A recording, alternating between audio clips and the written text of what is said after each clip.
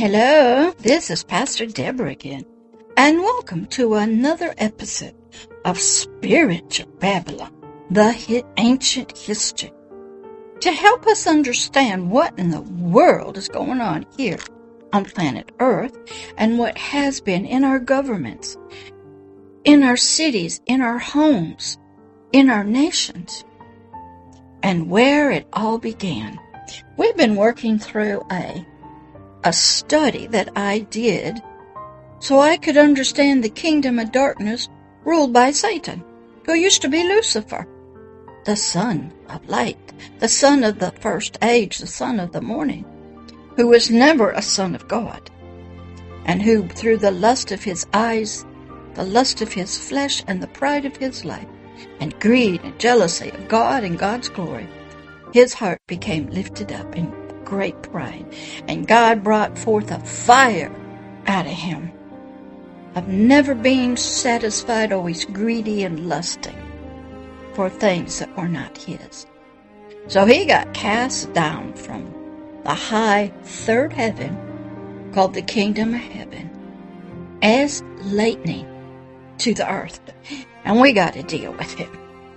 And when he got cast out, the only kind of kingdom he knew, government system, was the kingdom of heaven.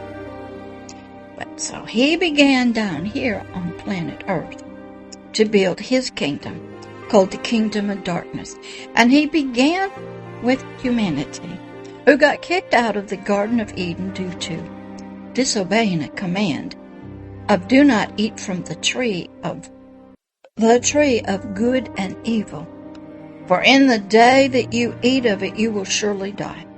Humanity, through our great-grandfather and grandmother, Adam and woman, who was not named Eve until she came out of the garden.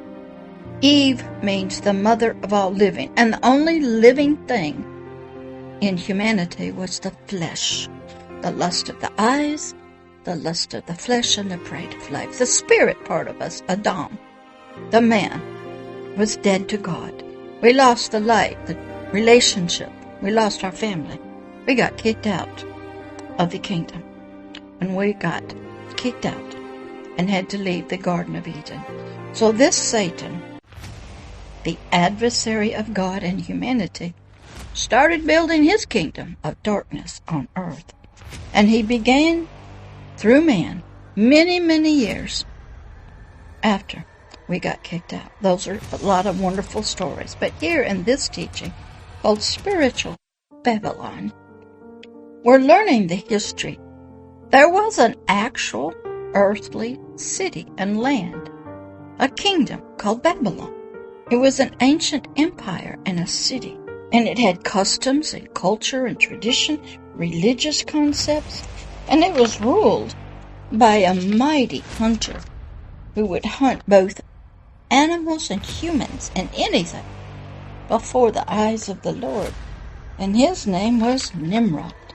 Nimrod was an ancient ancestor all the way back to Adam. He came from the family line of Cain, who had killed his own brother Abel out of jealousy and spilled Abel's blood on the earth. Cain then went and he created a whole mess of people. And all the earth got so bad, everyone. God said, I'm going to destroy it with a flood. All civilizations have the story of a flood. But God spoke to one man named Noah, who had 3 sons, Shem, Ham, and Japheth. He said, you build an ark, you take your family, take their wives, take animals, I'll bring them to you 2 by 2, male and female, and you go on the ark while this flood comes. Probably took him thousands of years to build the ark before the flood came. Then it started raining, and God sent Noah and his family into the ark. The animals had come, he shut the door, and who knows how long they floated on the waters that flooded the whole earth. Now, everybody sees a rainbow. Is that right? That's right. What the rainbow is, it is a vow from God to humanity, all of nature, that he would never again destroy the earth, the creatures, and humanity by water. That was his vow when you see the rainbow. No, in the future, it will all be done by fire, not water. So here in this teaching, we're learning about the real Babylon on earth. And Nimrod, who came out of the ancestral line of Ham from Noah, due to a curse that was put on Ham's son, Cain. No, that was put on Ham's son. That's another story. So, here we are. We are thousands of years since the flood. There's lots of people. Humanity had multiplied. And now Nimrod shows up and says, we're going to build us a city. They were told to spread out over all the world, and they didn't. They stopped in the plain of Shinar. And they started building. And Nimrod, who had become a mighty hunter before the Lord, means I'm going to do anything I want to do. I'm going to kill humans, animals, right before your eyes. And he had done that. And Nimrod did things before, right in front of the eyes of the Lord and other humans that were considered by God rebellious, and made the people also to rebel before the Lord. If you're a leader and you teach people to rebel against the rule and the laws of God, of the kingdom of heaven, you're following your ancestor, Nimrod. That's right. Now let's pick up here in episode number 2, where we're going to continue. Now you open your eyes, your heart, and your mind, and you listen, and you learn. We're told by the historian Josephus. Have you studied all these historians and ancient philosophers? I've studied Buddha, Taoism, Confucius, ancient China, poets. Have you studied Scientology, Islam, Catholicism, Protestantism? Have you studied the Vikings and their Druid kings? Have you studied ancient slavery?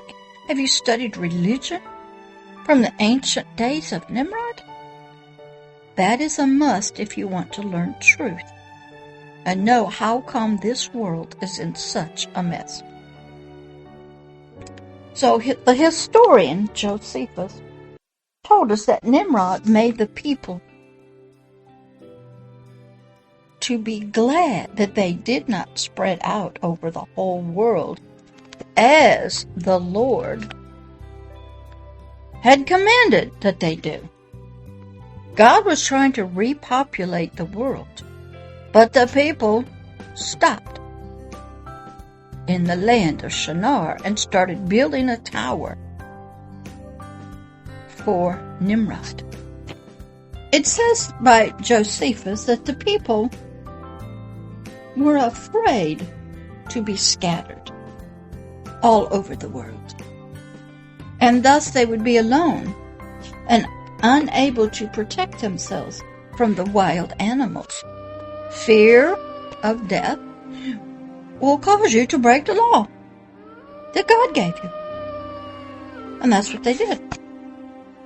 Nimrod, we are told, seemed to promise safety, pleasures, protection, and building of a name, a reputation for themselves and their city, Babylon. And that they would be Babylonian citizens. And out of the fear of death from the wild animals, Nimrod was able to convince the people to settle down and build a great city. Sometimes people need a great foe, something to be afraid of, in order to violate the rules, in order to go against what it was righteous commands of this person. So Nimrod was good at convincing the people that don't follow this God's command. Just stay right here. I'll protect you. I'll take care of you. We'll build a city. We'll put some walls up.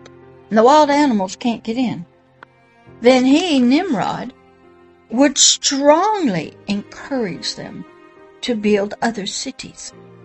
Spread out, take this pattern of cities, and build a great tower to reach up into the heavens.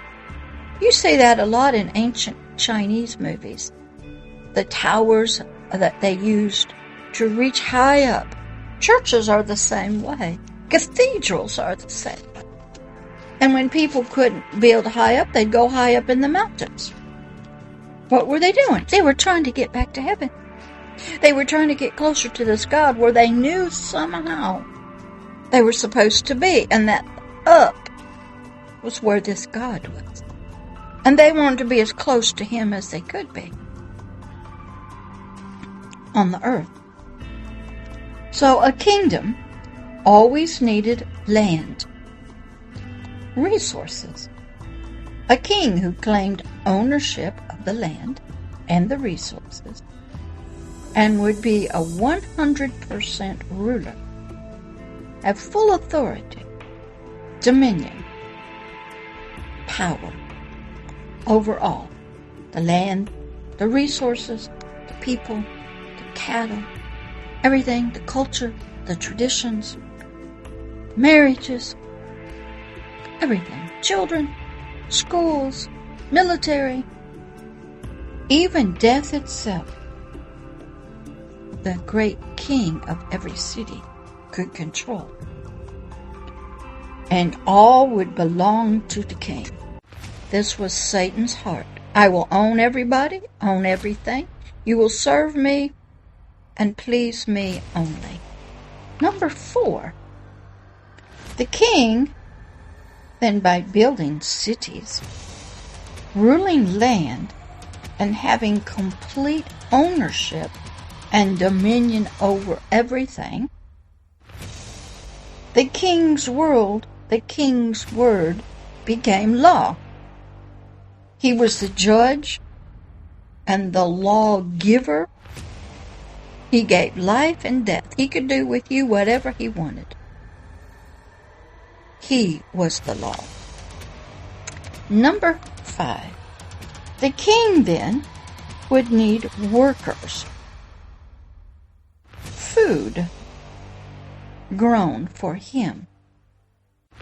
Weapons made. Bricks made. Clothes made. Food cooked. Wild animals killed. And he would need lots of brides, women. He had to fulfill the lust of his flesh with sex and pleasure. He needed musicians. He needed everything to be glorious. Now remember, this was Satan working through the flesh of humanity, trying to have all that his former king, creator, and God had in heaven.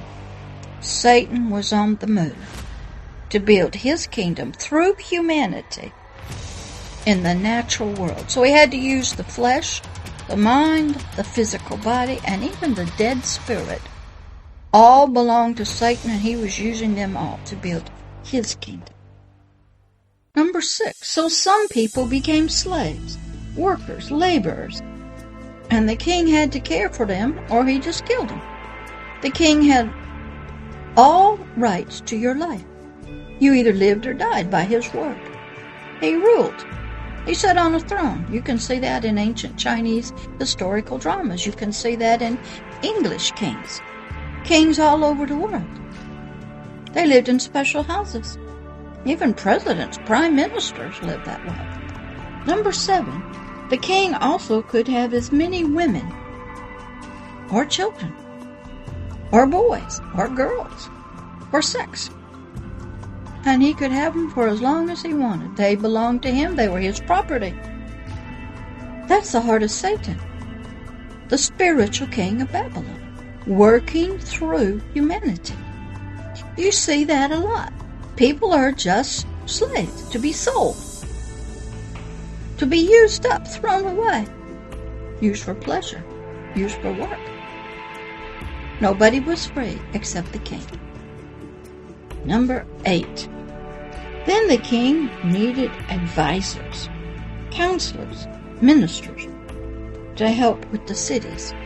He needed generals and warriors to fight, judges to carry out his laws of justice, managers to manage the building and the cities and the finances. Number 9. And this king of every city, he was as Nimrod. All of humanity was an unholy spirit, no light from God, considered dead to God in the kingdom of heaven. They were unclean, unrighteous, sentenced to death spiritually. That means separation. They were unholy, both in their soul, which was considered the helpmate of the spirit, and in their spirit. Then, inside of the spirit, and even the mind of humanity, there could be a realm of demonic spirits, of the fallen ones, who were spiritually connected to Satan, who sat in the second heaven. Satan wasn't going to leave any room for humanity to rule itself. He was going to rule through man's mind, their soul, the lust of the flesh, the lust of the eyes, the pride of life. He was going to rule the spirit because they were dead to God. So he put himself inside of our spirits, and he put on disguises and made himself out to be God to our spirit. Our spirit knew nothing. They were dead. They had no light. And our soul, who was supposed to be the helpmate of the spirit, did. But the soul also became powerful through the lust of the eyes, the lust of the flesh, and the pride of life. The second heaven, where Satan set up his kingdom. Here's how it works. Around the earth, our atmosphere is called the first heaven, where the clouds are, maybe even the sun and the stars, where gravity is. That's the first heaven. The second heaven, land, territory, was where Satan was. And the third heaven was where God, the God of creation, and all of the kingdom of heaven was. All right? You have to understand that.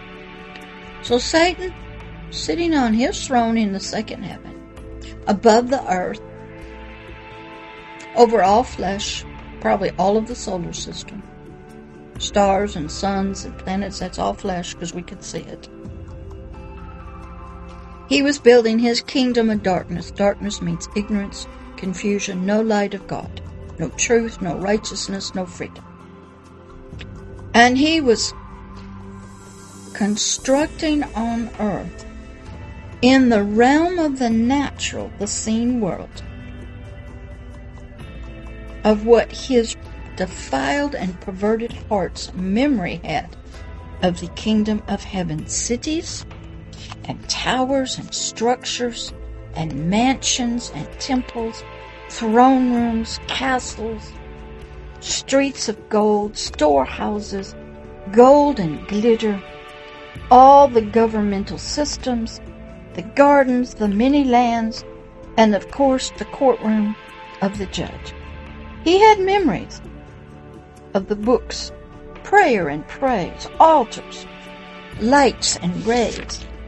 Satan had learned he must organize himself and his fallen ones into great cities, kingdoms, as he remembered the best that he could how the kingdom of heaven was.